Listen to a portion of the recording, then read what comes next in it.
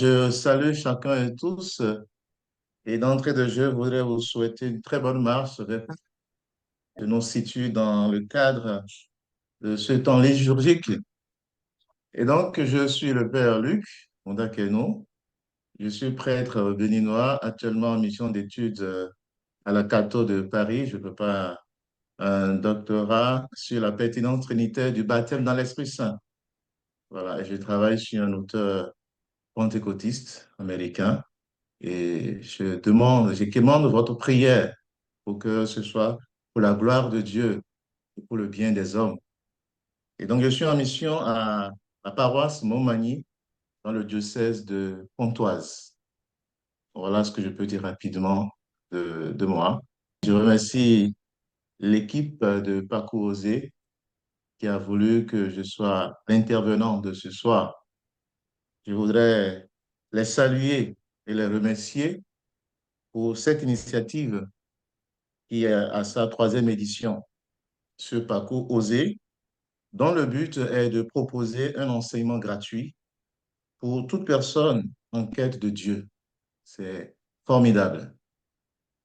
Et à cet effet, vous le savez, et Monique l'a rappelé tout à l'heure, divers thèmes intéressants ont été abordés et grâce à l'expertise de valeureux conférenciers.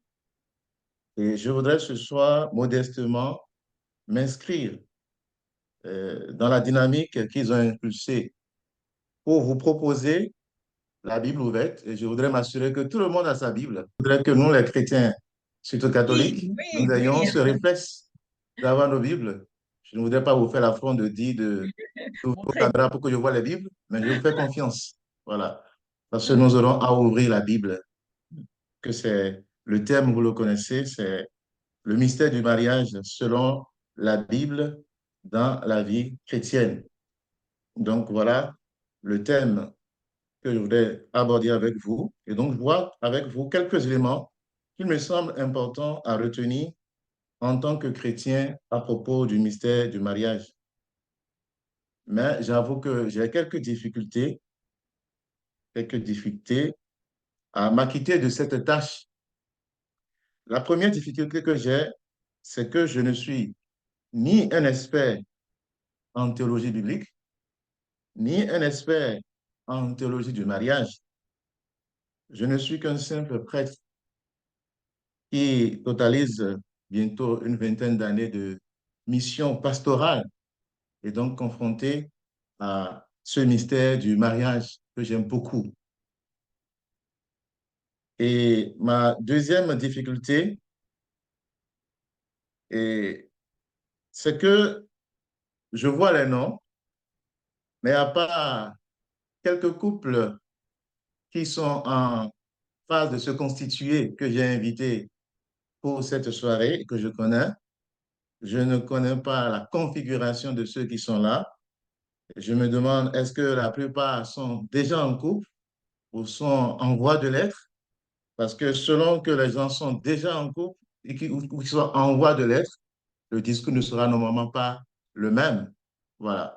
On ne parle pas à des mariés comme on parlerait à des gens qui veulent se marier. Voilà. Et donc, ce que je vais dire ce soir, pour ceux qui sont déjà mariés, prenez cela comme un rappel. Et, euh, et pour ceux qui ne sont pas encore mariés, prenez ça comme je vais dire, un apéro, voilà, pour vous introduire voilà, dans ce beau mystère du mariage. Donc, j'affiche donc mes limites, mes difficultés, donc, mais je m'abandonne à l'esprit et je le prie de mesurer pour chacun la dose qui lui convient et de le rendre sensible en chacun sensible à la parole qui donne vie. Amen, amen. Alors, ce soir, nous voulons, à partir de la Bible, et particulièrement de Éphésiens chapitre 5, verset 31-32, je vais ouvrir plus largement ce passage tout à l'heure, et donc contempler ensemble, je veux dire bien contempler le beau mystère du mariage, qui est un mystère d'alliance. Et pour cela, je voudrais vous proposer de partir des origines de ce mystère du mariage d'où vient le mariage, parce qu'il y a beaucoup qui disent que le mariage n'est qu'une institution humaine. Voilà. Nous verrons tout à l'heure avec la Bible que ce n'est pas vrai. Ensuite, je vais voir avec vous en quoi le mariage est un sacrement. Donc, en quoi le mariage chrétien est une institution sacramentelle. Ensuite, nous verrons ce qu'on appelle les propriétés du mariage, en tout cas ce que comporte le mariage, d'accord, ou les exigences, si vous voulez, du mariage. Et nous verrons aussi les fins du mariage, donc le but. Voilà. Pourquoi le mariage? Pourquoi Dieu a voulu le mariage? Je pense que c'est des questions importantes qu'il convient de se poser lorsqu'on est en couple et qu'on voudrait s'engager dans le lien du mariage. Savoir d'où ça vient, pourquoi ce que nous voulons vivre est un sacrement, qu'est-ce qui comporte ce sacrement et pourquoi on se marie finalement, voilà, en tant que chrétien. Parce que comme vous le savez, il y a divers types de mariages, mais en quoi consiste réellement le mariage chrétien? Donc, c'est ce que je voudrais voir globalement avec vous, mais je finirai avec, en partageant avec vous un extrait du discours du Saint-Pape Jean-Paul II, un discours qu'il a adressé aux équipes Notre-Dame. Je suppose que vous connaissez tous les équipes Notre-Dame. Donc, un discours qu'il a adressé aux équipes Notre-Dame le 23 septembre 1982. Il y en a peut-être qui n'étaient pas encore ici. Donc, le discours est vieux, mais il est toujours d'actualité. Et donc, je voudrais que nous prenions connaissance de ce discours qui nous encourage et qui nous restitue par rapport à ce mystère du mariage. Et donc, soyez prêts pour prendre des passages tout à l'heure. C'est ma manière d'enseigner. Je vais faire un lecteur actif, c'est-à-dire que je dis les passages et s'il y a des volontaires, vous nous lisez les passages. Que nous nous apprenions à nous habituer à écouter la parole de Dieu. Voilà. On ne va pas faire seulement des citations de versets. On va lire des parties, des passages pour que, en écoutant la parole de Dieu, que ça puisse nous imprégner réellement. Voilà. Et donc, mon premier point, comme je l'ai dit, c'est le mariage comme mystère d'alliance à ses origines. Donc, les origines du mariage. Et je voudrais vous rassurer, je vais, à la fin ou après, envoyer le test aux organisateurs, voilà, à toutes fins utiles. Et pour peut-être ceux qui voudraient peut-être l'avoir aussi. Mais ça ne vous empêche pas de prendre note, parce qu'on retient mieux ce qu'on a écrit soi-même. Voilà. Donc, je suis apprenti professeur, donc on nous a dit que c'est important de prendre note. Voilà. Et donc, nous allons voir d'abord d'où vient le mariage. Et je voudrais déjà dire d'entrée de jeu que le mariage, la Bible commence par un mariage et finit par un mariage. Et nous allons le voir. D'accord? Le premier mariage, vous le connaissez, c'est le mariage d'Adam et Ève. Donc, les origines du mariage chrétien sont ancrées dans les Écritures, en particulier dans le récit de la Genèse, qui décrit la création de l'homme et de la femme et leur union par Dieu. Donc, nous sommes sur terre créés par Dieu et l'homme et la femme s'engagent dans le mariage parce que Dieu les a unis dans le mariage. C'est Dieu qui a voulu cela. D'accord. Alors donc, au commencement, je voudrais vous demander donc de lire Genèse 1, en volontaire, pour Genèse 1, versets 27 et 28. Genèse 1, versets 27 et 28. Dieu créa l'homme à son image, à l'image de Dieu il le créa, il les créa hommes et femmes. Dieu les bénit et leur dit, soyez féconds et multipliez-vous, remplissez la terre et soumettez-la. Soyez les maîtres des poissons de la mer, des oiseaux du ciel et de tous les animaux qui vont et viennent sur la terre. Voilà. Et donc, cela nous confirme que c'est Dieu qui a créé l'homme et la femme et qui les a unis dans le mariage. Dieu a créé l'homme et la femme. Et donc, quand on parle de couple dans la Bible, c'est l'homme et la femme. Et donc, c'est important pour nous de le souligner. Vous le savez pourquoi. Voilà. C'est l'homme et la femme. Dieu n'a pas créé deux hommes et deux femmes. Il a créé l'homme et la femme. Voilà, c'est sans vouloir stigmatiser qui que ce soit, mais c'est pour dire aux origines, voilà ce que Dieu a voulu. Alors, si on croit en Dieu et qu'on veut faire ce que Dieu veut faire, on est obligé de se conformer à ce qu'il nous a demandé. L'homme et la femme sont unis devant Dieu parce que créés par lui. En effet, je voudrais vous demander de lire maintenant Genèse 2, verset 18 et du verset 21 au verset 24. Genèse 2, verset 18, ensuite verset 21 à 24. Le Seigneur Dieu dit, il n'est pas bon que l'homme soit seul. Je vais lui faire une aide qui lui correspondra. Alors, le Seigneur Dieu fit tomber sur lui un sommeil mystérieux et l'homme s'endormit. Le Seigneur Dieu prit une de ses côtes, puis il referma la chair à sa place. Avec la côte qu'il avait prise à l'homme, il façonna une femme et il l'amena vers l'homme. L'homme dit alors, cette fois-ci, voilà l'os de mes os et la chair de ma chair.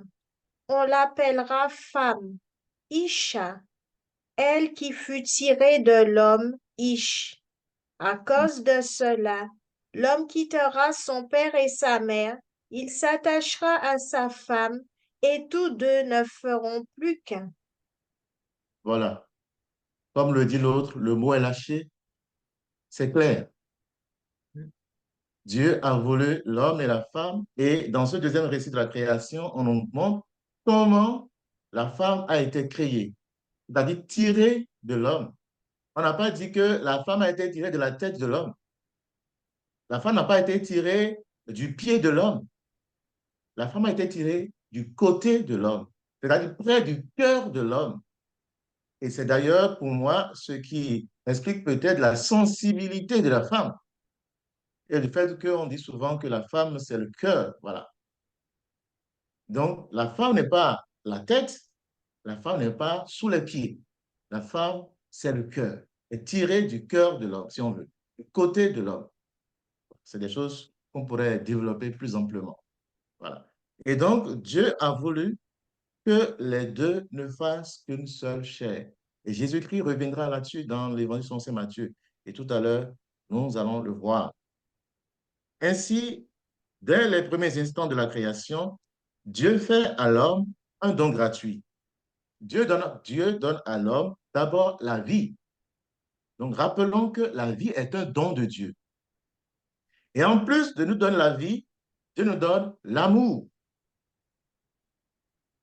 Parce que fait à l'image et à la ressemblance de Dieu, ce Dieu qui est Père, Fils et Esprit Saint, et donc relation de personnes, Dieu n'a pas voulu que l'homme soit seul. Il n'est pas bon que l'homme soit seul. Malheur à l'homme seul. Et quand je dis ça, ce n'est pas pour parler de ceux qui sont célibataires. Même quand on est célibataire, on n'est pas seul. Voilà. Parce qu'on est dans une communauté, on appartient à un cercle d'amis, ainsi de suite, ainsi de suite. Donc, Dieu n'a pas voulu l'homme seul. Pour que l'homme soit parfaitement à l'image et à la ressemblance de Dieu, Dieu a voulu créer la femme. Et comme le dit l'Écriture, pour que la femme soit une aide pour l'homme, pour que l'homme se sente totalement accompli et complet. Et donc, on dit que sans la femme, l'homme n'est pas complet. Il n'y a pas de femme sans l'homme. Parce que tout à l'heure, notre sœur Stella a lu Ish en parlant de l'homme, et la femme, c'est Isha. Et donc, c'est la même racine. C'est la même racine. Donc, vouloir déconnecter la femme de l'homme, c'est une hérésie, si on peut. Ou vouloir déconnecter l'homme de la femme, ça ne va pas dans le plan de Dieu. Dieu a voulu que ce soit comme ça. Et d'ailleurs, dans la nature, nous voyons les choses comme ça. Vous voyez les pigeons. Ouais, ça va toujours par couple, comme on le dit. Donc, voilà ce que Dieu a voulu dès les origines. Et Dieu a fait donc à l'homme le don de la vie et de l'amour. Et ce don, qui est une grâce, c'est-à-dire c'est gratuit, s'exprime, comme le dit le Saint Pape Jean-Paul II, il dit ceci, dans la grâce d'un visage d'une femme, Ève, la mère des vivants, image bien parfaite, mais image tout de même de la nouvelle Ève, c'est-à-dire Marie pleine de grâce. Donc la femme est le visage du don que Dieu fait à l'homme. La femme est le visage du don que Dieu fait à l'homme. Donc, c'est Dieu qui a donné. Et je profite ici pour dire, mais si je reçois ma compagne ou ma femme ou mon homme comme un don de Dieu, alors je peux croire que ce que Dieu donne, normalement, est parfait. Dieu ne peut donner que de bonnes choses à ses enfants. Vous êtes d'accord avec moi? Oui. Voilà. Alors, on peut se demander, mais si c'est Dieu qui a donné, mais pourquoi c'est comme ça? Ça peut avoir mille explications. Et encore une explication que je peux donner, c'est en écoutant récemment un pasteur prêcher que j'ai tiré cela.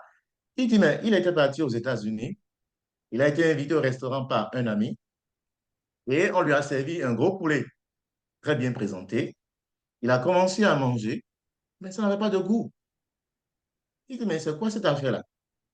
Un poulet bien garni, mais qui n'a pas de goût. Et on lui a expliqué qu'au fait, c'est des poulets, voilà, élevés en batterie, c'est-à-dire que c'est des poulets à qui on donne à manger, qui ne font que manger jour et nuit, voilà, qui ne font que manger jour et nuit, et qui grossissent très vite.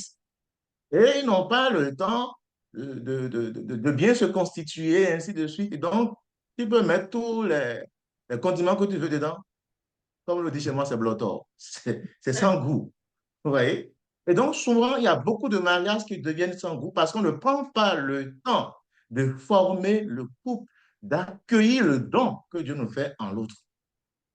À la différence de ce qu'on appelle les poulets bicyclettes, qu'on voit souvent en Afrique et dans certaines bases coupes, même ici, voilà, qui grandissent à l'air libre, qui piquent les insectes et qui prennent le temps de grandir. Mais quand vous prenez ces poulets, ils ne sont pas gros, mais ils sont appétissants. De la même façon aussi, lorsque vous prenez le temps de former le couple, d'accueillir, comme je le dis, l'autre comme un don de Dieu, vous prenez le temps de déguster. Donc, ce n'est pas... Parce que souvent, quand on rentre dans le mariage, on veut tout de suite commencer à jouir du mariage. Ce n'est pas possible. C'est comme si je mets le riz sur le feu et en même temps, je vais commencer à manger. Ce n'est pas possible. Je vais m'intoxiquer. Et donc, il faut prendre le temps. Pour découvrir un don, il faut prendre le temps. Souvent, nous voulons découvrir tout au premier moment. Et après, c'est bonjour les catastrophes. Voilà. Je n'avais pas prévu faire un si long développement à ce point, mais j'accueille cela comme venant de l'esprit. Et donc, voilà un peu ce que Dieu a voulu. Donc, Ève est la figure du don que Dieu fait à l'homme. Adam, comblé dans son attente, éclate de joie. La première fois que l'homme a parlé, c'est en voyant la femme. Ouais. Mais bizarrement, comme on le constate souvent, finalement, dans les couples, ce n'est pas l'homme qui parle, c'est la femme. Et souvent, c'est les femmes qui parlent. Voilà. Pour les couples que je connais. Hein. Et donc, la première fois que l'homme a pu parler, c'était devant la femme. Et il s'est extasié. Cette fois-ci, voilà l'os de mes os, la chair de ma chair. Voilà. Il a compris que c'était un autre, ou bien une autre, lui-même. Et donc, égal à lui. Un autre lui-même. La chair de ma chair, l'os de mes os. Ça, c'est très important à retenir. Donc, voilà ce que dit Adam. Donc, en Genèse, chapitre 2, verset 23, nous l'avons lu tout à l'heure. Plus tard, au chapitre 4, nous allons voir que tous les deux, donc Adam et Ève, vont s'extasier devant l'amour et la vie partagée parce que lorsqu'ils reçoivent le don de leur premier fils, donc lorsque le premier fils, tous deux se disent, j'ai acquis un homme de la part de Dieu. De la part de Dieu. Donc, Genèse chapitre 4, verset 1. Tout don vient de Dieu. Et donc, comme on peut le voir, ces passages de la Genèse décrivent la création d'Adam et Ève par Dieu et leur union en tant que premier couple humain. Et tout à l'heure, je vais vous faire un petit examen où chacun va me citer peut-être des couples qu'il connaît dans la Bible. Voilà. Nous disons que nous connaissons la Bible, mais c'est pour nous l'occasion aujourd'hui de voir est-ce que nous connaissons les couples dont parle la Bible. Donc, préparez-vous déjà à cet examen-là. Donc, le livre de la Genèse décrit, ces passages décrivent la création d'Adam et Ève par Dieu et leur union en tant que premier couple humain. Leur relation est conçue comme une union sacrée instituée par Dieu lui-même. Et donc, le mariage est la première institution au monde. La première institution sociale au monde, c'est le mariage. Et c'est Dieu qui l'a initié. C'est une institution divine. Première institution. Instituée par Dieu lui-même. Et donc, on ne peut pas en faire ce qu'on veut, parce que ce n'est pas notre affaire seulement, c'est l'affaire de Dieu. Cette vision des origines du mariage est fondamentale dans la compréhension chrétienne de l'institution matrimoniale, car elle établit que le mariage n'est pas simplement une convention humaine, telle qu'on veut nous le faire croire, mais une institution divine créée pour le bien de l'humanité. Dieu n'a pas créé le mariage pour autre chose. C'est pour le bien de l'humanité et donc pour le bien de chacun. On ne rentre pas dans le mariage pour souffrir. C'est pour le bien, c'est pour le bonheur. On se marie pour être heureux. Ou du moins pour rendre l'autre heureux, en espérant que l'autre aussi nous aide à être heureux. Encore que personne ne rend l'autre heureux finalement. C'est Dieu qui nous rend heureux. Voilà. Donc, pour réaliser ce projet divin, donc pour rappeler que le mariage est un projet divin. Et donc, dès que tu rencontres un homme avec qui tu veux te marier ou une femme avec qui tu veux te marier, conçois que tu as reçu un appel à rentrer dans un projet qui t'a précédé. Voilà. Un projet qui t'a précédé. Donc, pour réaliser ce projet divin, l'homme quitte son père et sa mère. Il faut s'arracher. Le mariage est donc la réalisation la plus importante pour laquelle les liens familiaux seront, en un sens, brisés. Et la plupart des couples dans lesquels l'un ou l'autre n'arrive pas à se détacher des parents, ces couples souvent vont à la ruine. Car il y a un impact lourd d'un parent ou des parents de l'un ou l'autre dans le couple, mais le couple finit par s'éclater. Parce qu'il n'y a pas eu l'arrachement, comme la Bible nous le demande. L'homme quittera son père et sa mère et s'attachera à sa femme. Pour ne pas dire, il va se coller à sa femme. Et quand tu es collé, comme vous le savez, pour se décoller, il y a toujours des déchirures. C'est pourquoi, quand vous voulez vous coller, prenez bien soin de savoir que quand vous allez vouloir vous décoller, ce ne sera pas sans blessure. Voilà. Je le dis pour ceux qui sont encore en route et ceux qui sont déjà dans les liens du mariage, sachez-le, il faut travailler à rester collé. Voilà. Parce que c'est le projet de Dieu pour vous. Et donc, il faut s'arracher à ses parents ou s'attacher à sa femme, se coller à elle. Voilà. Le mariage est aussi une union profonde et permanente. Le mariage est une union permanente. Et je reviendrai tout à l'heure là-dessus. Une union profonde et permanente dont l'homme est responsable. l'homme est responsable. Malgré l'égalité qu'il y a entre l'homme et la femme, quand on revient à la Bible, on voit que l'homme a la responsabilité de cette union. Et donc, j'interpelle ici tous ceux qui sont hommes, puis qu'ils soient pleinement hommes, non pas comme des tyrans. Comme tout à l'heure, je l'ai rappelé, la femme n'a pas été tirée du pied de quelqu'un pour que quelqu'un veuille l'écraser. Voilà. Mais je rappelle aussi à la femme qu'elle n'est pas tirée de la tête de l'homme pour vouloir supplanter l'homme. Parce que dans un couple où la femme veut jouer à l'homme, ça n'a pas envie. Chacun sa place. Chacun a son rôle. Moi, j'aime beaucoup le foot et j'aime bien comment, sur le terrain, chacun à sa place joue bien pour que l'équipe gagne. C'est dans la mesure où le gardien de but est à sa place, que l'attaquant est à sa place, les défenseurs à leur place, les latéraux, ainsi de suite, que l'équipe peut espérer, s'ils font un bon jeu, gagner. Mais si le gardien de but se déplace et va jouer à l'attaquant, les cases sont vides parce que l'attaquant ne pourra pas faire ce que le gardien peut faire. Et donc, que chacun revienne à sa place. Voilà. Ça peut ressembler macho si on veut, mais c'est comme ça. C'est la Bible qui parle, ce n'est pas moi. Donc, c'est une union permanente. On ne se marie pas pour 2 jours, pour 2 ans, 3 ans, 10 ans. On se marie pour toujours. Pour toujours. Donc, on ne se marie pas en laissant une porte ouverte, en ayant un plan B. Donc, si ça ne marche pas, non. Quand vous vous mariez, vous fermez la porte, vous jetez ça dans la mer. C'est un chemin sans retour. Quand vous allez au Bénin, il y a à la place de Ouida, on appelle la porte du non-retour. Voilà. Donc, quand vous rentrez dedans, c'est sans retour. Donc, ne pensez pas à un plan B quand vous entrez dans le mariage.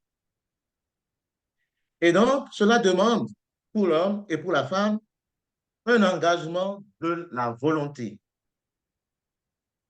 Et entre les deux, de choisir de s'établir dans une relation d'amour et d'amitié. Les couples dans lesquels on ne peut pas être amis, souvent, ça ne va pas trop loin.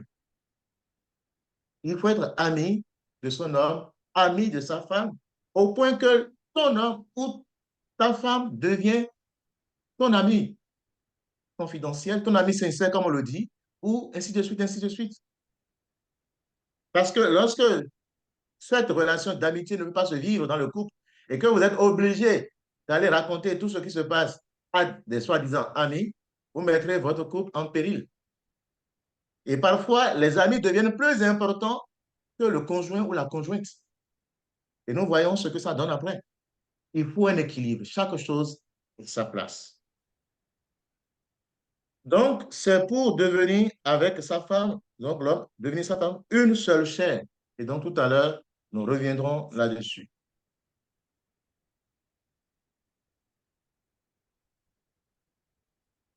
Voilà. Et là, je voudrais nous faire ce petit jeu, nous demander voilà, de raconter, de dire les couples voilà, que vous connaissez dans la Bible, les couples de la Bible. Quels sont les couples que vous connaissez? Marie et Joseph. Ah ben ça, c'est évident, oui. Marie et Le plus beau couple. Elisabeth et Zacharie. Rebecca Oui, et Isaac. oui, Abraham et Sarah. très bien. Vous savez qu'Abraham n'a pas eu qu'une seule femme. Il a fait un enfant avec une autre femme. Oui. Possible. Il ne faut pas oublier ça. C'est là où je souligne le réalisme de la Bible. La Bible ne cache rien. Pour dire qu'à un moment, c'est comme s'il y avait un semblant de polygamie. D'accord? Au début. D'autres couples que vous connaissez? Tobie et Sarah. Pardon? Tobie et Sarah. Tobie et Sarah, oui. Moïse et Séphora. Très bien. D'autres Job couples? et sa femme. Qui? Ananias et Anani. Ananias et Anani, voilà. Des couples, hein? Des célèbres dans les actes des apôtres. J'ai entendu Job et sa femme. On n'a pas donné le nom de la femme, oui. Non. Oui, C'est le Anne roi. et Suzanne et son mari. Suzanne et son mari. Je veux plutôt le couple dont on connaît le nom. J'aime les noms. Oui. David et, David et, je sais pas, il était mon femme, C'est non? pas Sheba. Bethsabée? pardon? Bathsheba. Mais il y en avait plusieurs femmes, David. Ah bon? Oui, c'est ça. Il y a Isaac et Rebecca. D'accord. Il a dit. David, la fille de Saül s'appelle comment? Myrta. Mika. Michal. Michal. Voilà. Élisabeth et Zacharie. Oui, on l'a dit tout à l'heure aussi. Oui. Oui, frère. Oui. Salomon Joseph, et? Joseph et Marie. Belki. Oui, oui. On l'a dit déjà. Salomon et? La reine de Salomon Saba. et la reine de Saba. Ah non! Non, non. Il avait des multitudes de femmes. Voilà le réalisme de la Bible. Hmm. Il y a eu Bose et Et la femme Moabide. Et Ruth. comment elle s'appelle? Et Ruth, Oui. Ruth. Très bien. Et Joseph a épousé qui? Et Joseph. Joseph, Sephora. le fils de Jacob. Sephora. Il a épousé une Égyptienne, d'accord. Oui. Et Samson a épousé qui? Dalila. Dalila. Alila, très bien. On va s'arrêter là. Ouais. Je voudrais vous demander de repasser sur chacun de ces couples pour voir comment, bien que le mariage soit une institution divine, ça n'a pas été une facile pour ceux de la Bible. Ça n'a pas été une histoire rose pour tous ces gens. Et donc, ne pensez pas que parce que vous êtes chrétien ou chrétienne, parce que c'est Dieu qui a voulu, tout sera parfait. Il y a de 5 couples parmi ces gens, mais il y a des couples de pécheurs aussi. Ça, c'est la réalité de la vie. Et donc, c'est exprès que j'ai voulu faire cet exercice avec vous pour qu'on se rende compte de ce que la Bible nous offre comme, voilà, échantillon des couples de l'humanité. Voilà. Si ça peut nous aider, c'est tant mieux. Et donc là, maintenant, j'aborde l'autre question, à savoir le mariage comme une institution sacramentelle. Et donc, le mariage, institution divine, mystère d'alliance, a été élevé au rang de sacrement par notre Seigneur Jésus. Et qu'est-ce que ça signifie? Cela signifie que le mariage chrétien est considéré comme une institution sacramentelle, car il est vu comme une manifestation visible de la grâce de Dieu dans la vie des croyants. On sait qu'on définit souvent le sacrement comme le signe visible d'une réalité invisible. Donc, ce qui est invisible, c'est la grâce de Dieu dans la vie des croyants. Et cette grâce de Dieu devient visible à travers le sacrement du mariage. Donc, dans le catholicisme et d'autres traditions chrétiennes, le mariage est souvent considéré comme l'un des 7 sacrements, une source spéciale de grâce divine. Source spéciale de grâce divine. Pour dire, celui qui n'est pas dans le mariage ne bénéficie pas de cette grâce. Source spéciale de grâce divine. Dans le Nouveau Testament, notamment dans l'Évangile selon Saint Matthieu, au chapitre 19, versets 4 à 6, que je vous demander de lire. Il répondit, n'avez-vous pas lu ceci? Dès le commencement, le Créateur les fit hommes et femmes et dit, à cause de cela, l'homme quittera son père et sa mère, il s'attachera à sa femme, et tous deux deviendront une seule chair. Ainsi, ils ne seront plus deux, mais une seule chair. Donc, Voilà. ce que Dieu a uni, que l'homme ne le sépare pas. Jésus lui-même, par ses paroles, institue le sacrement du mariage. Que ce que Dieu a uni, l'homme ne le sépare pas. Donc, le mariage, ce n'est pas une affaire de tribunal ecclésiastique. Il y en a qui commencent à courir de gauche à droite, à aller voir les dieux. Ce n'est pas ça. Ce que Dieu a uni, sauf s'il y a eu ce qu'on appelle dol. Je vais aller plus vite parce que je vois que le temps court. C'est très passionnant comme thème. Voilà. Mais je vais y aller plus vite. Donc, Jésus cite les écrits de la Genèse pour souligner l'importance de l'union entre un homme et une femme, déclarant que ce que Dieu a uni, que l'homme ne le sépare pas. Et en Jean, chapitre 2, versets 1 à 11, que je vous demanderai de lire chez vous après, aux noces de Cana, Jésus a confirmé qu'il bénissait le mariage en honorant les nouveaux mariés de son premier miracle. Vous vous rappelez, il a changé l'eau en biscuit. C'est ça? En vain. En vin, d'accord. C'est pour voir si vous suivez. L'apôtre Paul, dans sa lettre aux Éphésiens, au chapitre 5, versets 21 à 33, donc c'est le passage central de notre exposé. Donc, Éphésiens 5, versets 21 à 33, on ne va pas le lire maintenant, mais je vais vous demander de le lire après, d'accord? Parce qu'on n'a pas vraiment beaucoup de temps. Et donc, l'apôtre Paul compare le mariage à l'union entre le Christ et l'Église, soulignant ainsi son caractère sacré et sa signification spirituelle. Ce passage est profondément symbolique et chargé de sens dans le contexte du mariage chrétien. En comparant l'union conjugale et celle entre le Christ et l'Église, l'apôtre Paul souligne plusieurs aspects essentiels que nous verrons plus tard, c'est-à-dire dans la conclusion. Voilà. Et tout à l'heure, je le disais, la Bible commence par le mariage d'un homme et d'une femme et finit par le mariage du Christ et de l'Église. Donc, allez voir le livre de l'Apocalypse, le chapitre 19 et je crois aussi le chapitre 21. D'accord.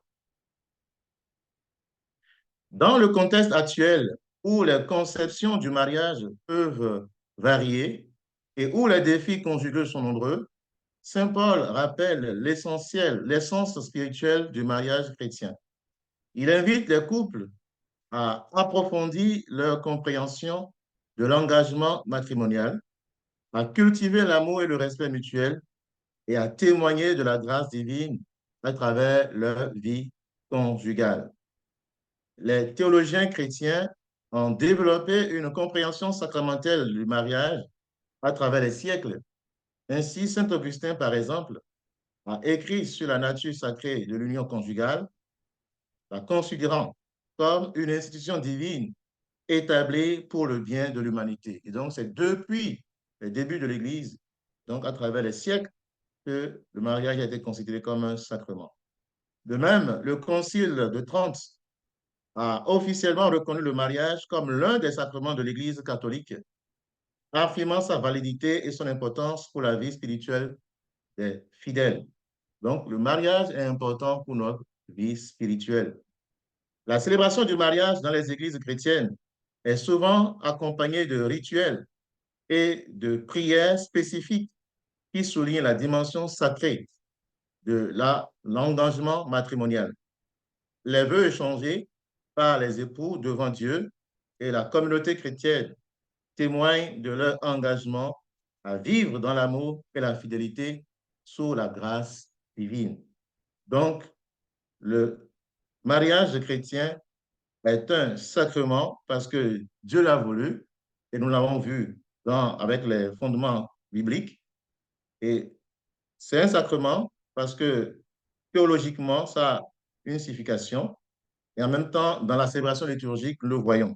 Et donc, tout cela fait du mariage, donne à ce mariage, je veux dire, son caractère sacré et sa capacité à dispenser la grâce divine au conjoint. Donc, qui n'est pas dans les liens du mariage et qui vit donc dans le concubinage ne bénéficie pas de cette grâce de conjoint.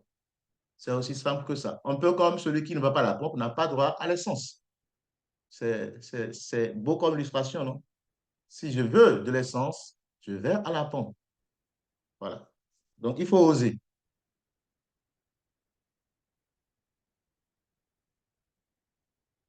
Je vais voir maintenant avec vous ce qu'on appelle les propriétés du mariage. Ça va aller plus vite. Les propriétés du mariage chrétien ont aussi leur fondement dans les enseignements bibliques. Et on appelle propriété du mariage l'unité, l'indissolubilité, la fidélité et la fécondité. Lorsque nous reprenons le texte de Genèse 2, verset 4, on nous parle de l'unité. Comme nous l'avons vu tout à l'heure, il est dit, c'est pourquoi l'homme quittera son père et sa mère, s'attachera à sa femme, et ils deviendront une seule chair. Voilà, une seule chair. Donc, le mariage chrétien ne s'ouvre pas à la polygamie, ne s'ouvre pas à la polyandrie, ne s'ouvre pas aux affaires de bureau que nous connaissons. Voilà. Le mariage constitue une unité, une communion intime, aussi bien physique, émotionnelle et spirituelle. Et ça, c'est important à le dire. C'est un engagement réciproque, un don de soi complet, ce n'est pas à moitié, complet. Parce que parfois, quand vous voyez certains couples, c'est comme s'ils sont un pied dedans, un pied dehors. Un don de soi complet, l'un envers l'autre pour créer un seul être. C'est Jésus qui l'a dit. Un seul être. Et un jour, dans un mariage, je disais au couple, le jour où l'homme, toi, l'homme, qui est au bureau et que tu as une bagarre et qu'on te gifle au bureau, ta femme doit pouvoir sentir le coup que tu as reçu à la maison. Parce que tellement vous êtes unis. Voilà. Ainsi de suite, ainsi de suite. Dans l'Évangile selon saint Matthieu, chapitre 19, versets 5 à 4, donc la suite de ce que nous avons tout à l'heure, Jésus cite lui-même le passage de Genèse pour souligner l'importance de l'unité dans le mariage, déclarant que ce que Dieu a uni, l'homme ne doit pas le séparer. L'homme ne doit pas le séparer. Cette unité, tout à l'heure je l'ai dit, est symbolique de l'union entre le Christ et l'Église, soulignant ainsi la sainteté et la profondeur de l'engagement conjugal. On se marie pour vivre une vie de sainteté. Mon mariage est mon chemin pour la sanctification. Le sacerdoce est mon chemin de sanctification et ton mariage est ton chemin de sanctification. Renoncer aux exigences du sacerdoce, c'est renoncer à la sainteté. Renoncer aux exigences du mariage, c'est renoncer à la sainteté. Mon mariage est mon chemin pour devenir saint. Puis le mariage, c'est comme m'extirper, je vais dire, du chemin qui me conduit à la sainteté. Cela rappelle que le lien matrimonial est sacré et destiné à durer toute la vie, à l'image de l'union entre le Christ et son Église. Nous avons la gâchette facile quand il faut aller voir le juge pour divorcer. Il faut que nous revenions à cet essentiel. Deuxième point des propriétés du mariage, c'est l'indissolubilité. Et pour le voir dans le même verset que tout à l'heure, Matthieu 19, verset 6, Jésus affirme que ce que Dieu a uni, l'homme ne doit pas le séparer. C'est exprès que je reviens là-dessus.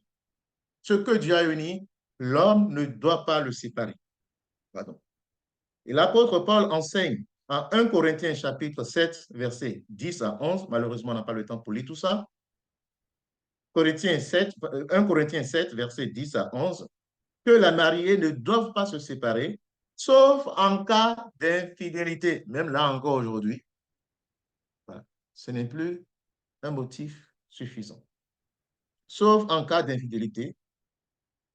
Et que s'ils le font, ils doivent rester célibataires ou se réconcilier. Alors le mariage chrétien est donc conçu comme un lien indissoluble. Même le père qui vous a marié ne peut plus rien faire. Même vous ne pouvez plus rien faire. Donc, un lien indissoluble reflétant l'engagement inconditionnel du Christ envers son Église. Troisième point, les propriétés du mariage, la fidélité et la fécondité. On se marie pour vivre la fidélité l'un à l'autre, comme le Christ est fidèle à son Église, comme Dieu lui-même nous est fidèle. La fécondité. Donc, quand vous lisez Genèse chapitre 1, verset 28, il est dit que Dieu bénit Adam et Ève en leur disant, soyez féconds, multipliez-vous, remplissez la terre et soumettez-la. Oui. Tout à l'heure, j'écoutais une émission où il y a une autorité en France qui disait, oui, la femme a le droit de ne pas concevoir si elle veut. Si elle ne veut pas concevoir, qu'elle ne se marie pas. C'est la Bible qui le dit, hein. N'allez pas dire que c'est le Père Luc. C'est la Bible. Voilà. Dieu a voulu le mariage pour la fécondité, même s'il y a plusieurs types de fécondité. Voilà. Tout à l'heure, je vais revenir sur les fins du mariage en reparlant de la procréation. Donc, c'est pour la fécondité. De même, le psaume 127, verset 3 à 5, qui dit, « Voici que des fils sont un héritage de Yahvé, le fruit des entrailles est une récompense. Comme les flèches dans la main du guerrier, ainsi les filles de la jeunesse. Heureux l'homme qui en a rempli son carquois. Ils ne seront pas confondus quand ils parleront à leurs ennemis à la porte de la ville. » Donc, un enfant, ce n'est pas un fardeau, c'est une bénédiction. Et pour moi, l'enfant, c'est de la conception jusqu'à la mort. Un homme, c'est ça. Comprendre qui veut ou qui peut. La fécondité est donc considérée comme une bénédiction de Dieu dans le mariage chrétien. Et l'éducation des enfants est vue comme une responsabilité sacrée. Il est bon d'avoir des enfants, mais il est toujours mieux de pouvoir les éduquer. Et j'admire beaucoup les parents qui, pour l'éducation de leurs enfants, se sacrifient. Je connais un homme qui a arrêté de travailler à cause de l'éducation de son enfant. Un homme. Je connais des femmes qui ont accepté, malgré le grand diplôme qu'ils ont eu, les gros diplômes qu'ils ont eu, de laisser tout, de s'occuper des enfants. Je connais des couples qui sont obligés de quitter tel lieu pour tel autre à cause de l'environnement qui n'est pas bon pour l'éducation des enfants. Et donc, il faut investir pour l'éducation de vos enfants. C'est beau de leur acheter des chaussures de marque et tout ça, mais pour moi, ce n'est pas le plus grand investissement. Investissez dans l'éducation de vos enfants. C'est l'éducation qui fait un homme. C'est l'éducation qui détermine, je vais dire, la qualité d'une société demain. C'est très important. Donc, on a la responsabilité d'éduquer les enfants. Et il est bon pour les couples, quand ils se mettent ensemble, de définir quel type d'éducation ils veulent donner et de vérifier tout ce que les enfants ingurgitent dehors. On donne aux enfants des tablettes, on ne sait pas ce qu'ils consomment, on ne sait pas les amis qu'ils fréquentent et tout. Après, quand les enfants deviennent n'importe quoi, ils s'offusquent. En un mot, les propriétés du mariage chrétien, telles que décrites dans les Écritures, comprennent, comme je l'ai dit, l'unité, l'indissolubilité, la fidélité, la fécondité. Et c'est tous ces éléments qui constituent les fondements qui permettent de comprendre la nature sacrée et le dessein divin du mariage. Les fins du mariage. Les fins du mariage chrétien, telles qu'enseignées dans les Écritures, incluent le soutien mutuel des conjoints, la procréation, l'éducation des enfants, ainsi que le témoignage de l'amour divin dans le monde. Je voudrais détailler un peu. Pour ce qui est du soutien mutuel des conjoints, vous pouvez lire Genèse chapitre 2, verset 18. Dieu dit, « Il n'est pas bon que l'on soit seul, je vais lui faire une aide semblable à lui. » On doit s'entraider.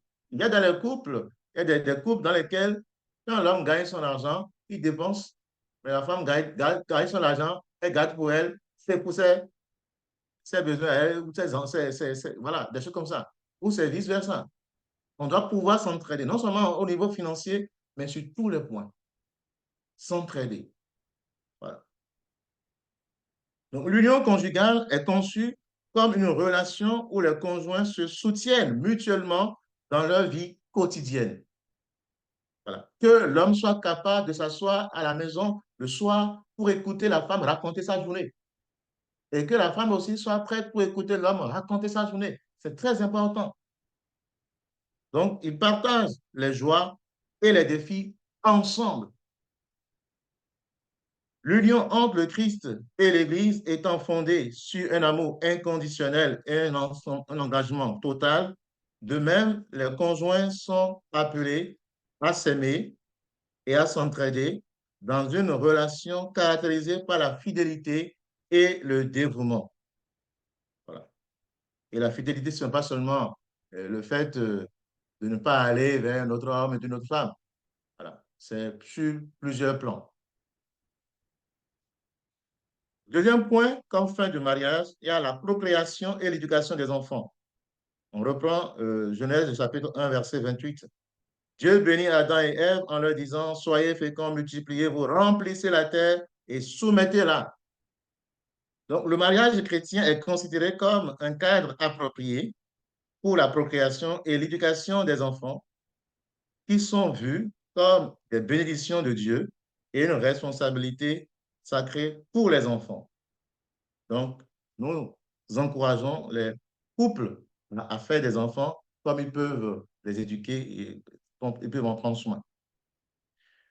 Un autre point, c'est le témoignage de l'amour divin dans le monde.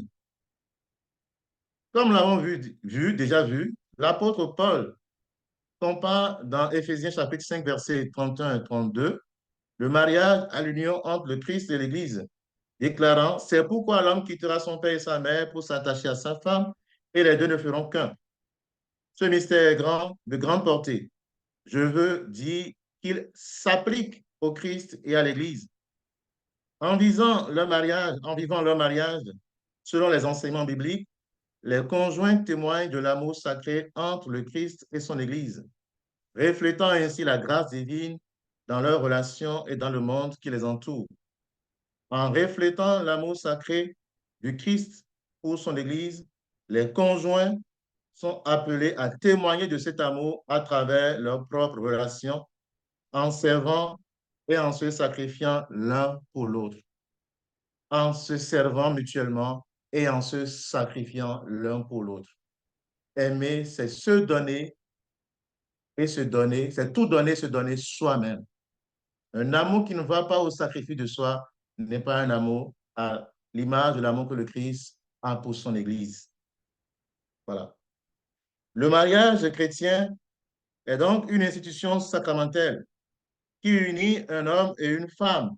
Je précise, un homme et une femme devant Dieu et devant les hommes. Et ses origines remontent au livre de la Genèse, où Dieu a créé l'homme et la femme et les a unis dans une relation conjugale. Les propriétés du mariage chrétien, je l'ai rappelé tout à l'heure, incluent l'union, l'indissolubilité, la fidélité, la fécondité, reflétant l'amour sacré entre le Christ et l'Église. Et ces fins principales sont le soutien mutuel des conjoints, la procréation et l'éducation des enfants, le témoignage de l'amour divin dans le monde. C'est bien de s'aimer, mais il faut que cet amour s'ouvre aux autres. Il faut s'engager.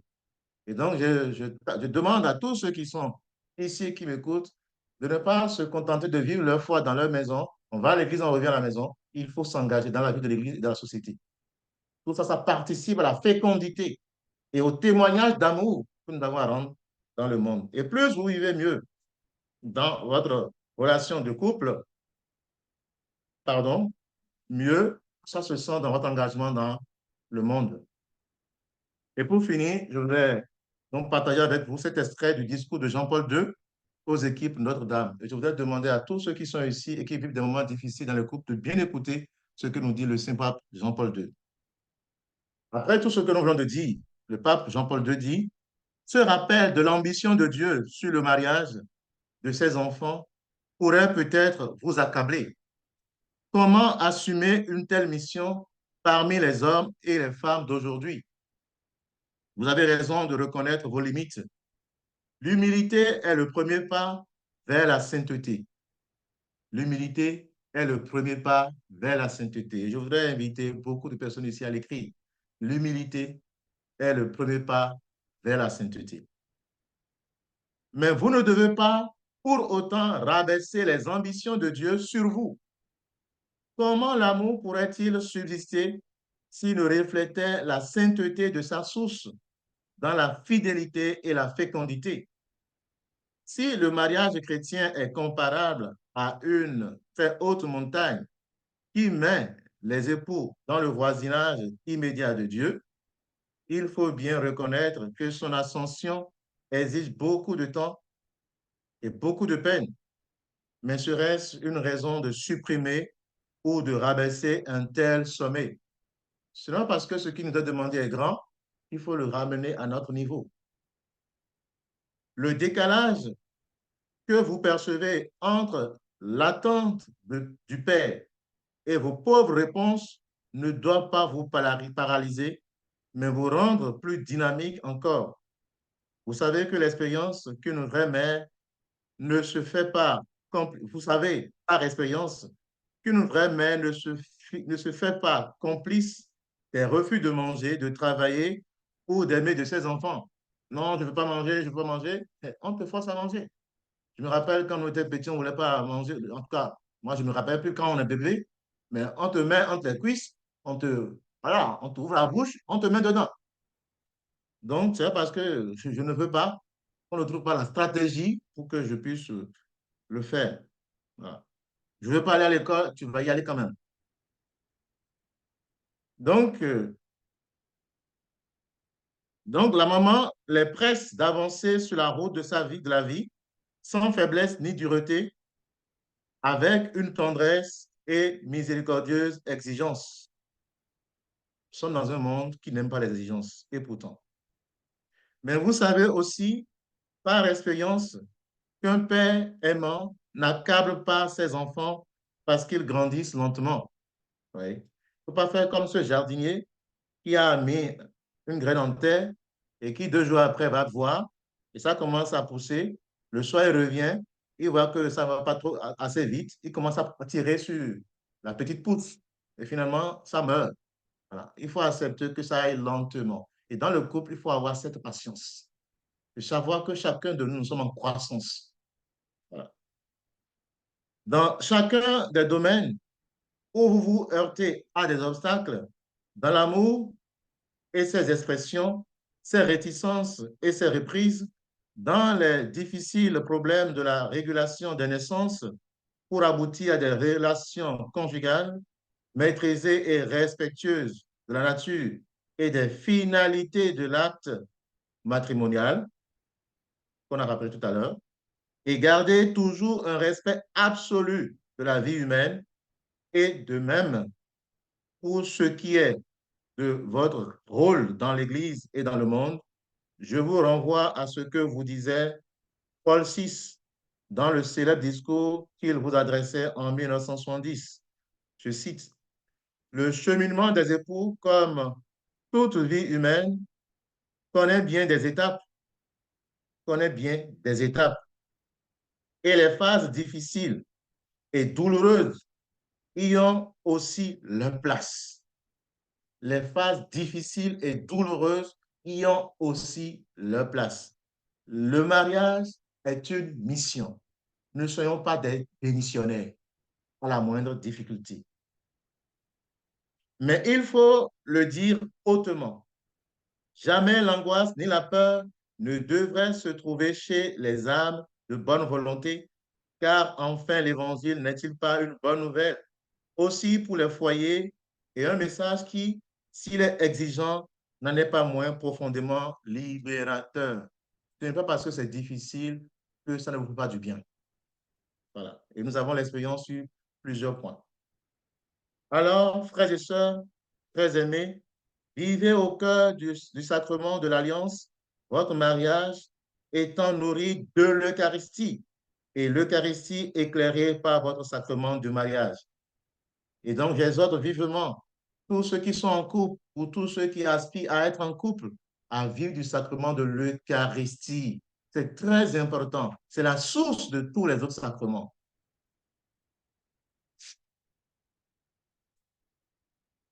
Il y va de l'avenir du monde, que malgré vos limites et vos faiblesses, humblement et fièrement en même temps, votre lumière brille à la face des hommes. Les hommes de notre temps se pressent autour de tant de sources polluées que votre vie tout entière les conduise au puits de Jacob, que votre vie de couple et de famille les interroge. Si tu savais le don de Dieu, qu'en vous voyant vivre, ils entrevoient le oui enthousiaste du Seigneur à l'amour authentique, que votre vie tout entière leur fasse entendre l'appel de Christ. Celui qui a soif, qu'il vienne à moi et qu'il boive. Celui qui croit en moi, comme dit l'Écriture, de son sein jailliront des fleuves d'eau vive. Jean 7, versets 37 à 38. Je m'en vais donc maintenant conclure. Je sais que ça a été long, mais je crois que c'était nécessaire. J'aurais pu m'en tenir à ces mots du pape Jean-Paul II. Mais permettez-moi de conclure en revenant au passage clé de notre entretien de ce soir, à savoir Éphésiens chapitre 5, versets 32 et 31 à 32, qui compare le mariage à l'union entre le Christ et l'Église. Ce passage peut être pertinent dans le contexte actuel en France et dans le monde, où les valeurs et les attitudes envers le mariage ont évolué. Il nous invite à trois choses que je voudrais que nous retenions en nous quittant ce soir. Premier point, respect de l'institution du mariage. Ce passage souligne en effet l'importance et la sainteté du mariage chrétien. Donc, il y a plusieurs mariages, le mariage coutumier, le mariage civil et tout ce que vous savez, mais le mariage religieux est un mariage sacré. C'est un mariage dans lequel les conjoints sont invités à s'aimer, à se soutenir mutuellement dans une union indissoluble. Dans une société où les conceptions du mariage ont tendance à ne plus, à être plus fluides, vous voyez, toutes sortes de mariages dont on parle aujourd'hui, ce passage rappelle l'importance de respecter l'institution du mariage comme une union sacrée. On ne peut pas biaiser avec. Deuxième point à retenir, engagement et fidélité. En comparant le mariage à l'union entre le Christ et l'Église, ce passage souligne l'engagement et la fidélité mutuelle des conjoints. Dans un contexte où le taux de divorce reste élevé, ce passage encourage à réfléchir sur l'importance de l'engagement durable dans le mariage et sur les défis auxquels les couples peuvent être confrontés. Troisième et dernier point, le témoignage de l'amour divin. Le mariage est présenté comme un témoignage de l'amour divin dans le monde. Dans une société sécularisée où la foi chrétienne est souvent marginalisée, ce passage rappelle aux couples chrétiens l'importance de témoigner de l'amour sacré du Christ à travers leurs relations conjugales en vivant dans l'amour, la compassion et le pardon. Retenez ces trois derniers mots. Dans l'amour, la compassion et le pardon. Il m'est arrivé de rencontrer des couples dans lesquels l'homme ou la femme se plaint du fait que quand j'ai été malade, il ou elle ne s'est même pas occupé de moi. Il m'a totalement ignoré. Ainsi de suite, ainsi de suite. J'ai perdu mon père, je ne l'ai pas vu avec moi. J'ai perdu mon frère, je ne l'ai pas vu avec moi. J'étais dans les difficultés, je ne l'ai pas vu. J'avais des besoins d'argent, il ou elle n'a pas voulu m'aider. Et puis après, dans un couple, quand il n'y a pas le pardon, rien ne peut se passer. Rien de bon ne peut se passer. Et donc, retenez ce dernier mot, le pardon. L'amour, la compassion et le pardon. Et donc, ceux qui veulent s'engager dans le mariage, allez à la pompe pour recevoir votre dose d'amour, de compassion et de pardon. Amen. Au nom du Père et du Fils et du Saint-Esprit. Amen. Amen. Amen. Dieu éternel et tout-puissant, Dieu d'amour et de bonté, Nous te rendons grâce et nous te bénissons pour ce temps que tu nous as donné de partager en ta présence. Sois béni, Père éternel, toi qui es l'auteur de tout amour. Toi qui as créé l'homme et la femme à ton image et à ta ressemblance, et qui lui a confié le beau projet du mariage. Nous voulons te bénir, Seigneur, pour tous les couples chrétiens, tous ceux qui ont suivi cet enseignement et ceux qui se préparent aussi à s'engager dans les liens sacrés du mariage. Seigneur, toi qui es la source de toutes choses, toi qui connais leur histoire, viens les visiter maintenant dans l'étape qu'ils sont en train de vivre dans leur processus, pour qu'ils découvrent jour après jour ta main puissante dans leur vie et qu'ils apprennent chacun et tous à te faire confiance et à avancer ensemble dans l'humilité, en vivant d'un amour profond, se manifestant plus de compassion et surtout en apprenant à se pardonner sans cesse. Nous te le demandons par l'intercession de la Vierge Marie, elle que nous appelons en disant, je vous salue Marie, pleine de grâce, le Seigneur est avec vous. Vous êtes bénie entre toutes les femmes, et Jésus, le fruit de vos entrailles, est béni. Sainte Marie, Mère de Dieu, priez pour nous pauvres pécheurs, maintenant et à l'heure de notre mort. Amen. Saint Amen. Joseph, priez pour nous. Saint Joseph, Priez priez pour, pour nous. Saint Joseph, priez priez pour nous. pour nous. Amen. Amen. Une bénédiction Notre secours est dans le nom du Seigneur. qui a fait le ciel et la terre, Le Seigneur soit avec vous. et avec votre esprit. Que par la prière de Marie, notre Mère, Dieu de qui vient toute bénédiction, répande sur chacun de vous sa bénédiction, lui qui est Père et Fils et Saint-Esprit, que son esprit repose sur vous et que s'éloigne de tous les couples en difficulté le démon de la séparation. Que s'éloigne de tous les couples en difficulté le démon de la démission. Que s'éloigne de tous les couples en constitution le démon de l'illusion. Qu'ils apprennent, Seigneur, par ta grâce, par ton esprit, à se découvrir dans la vérité et à s'aimer dans la vérité.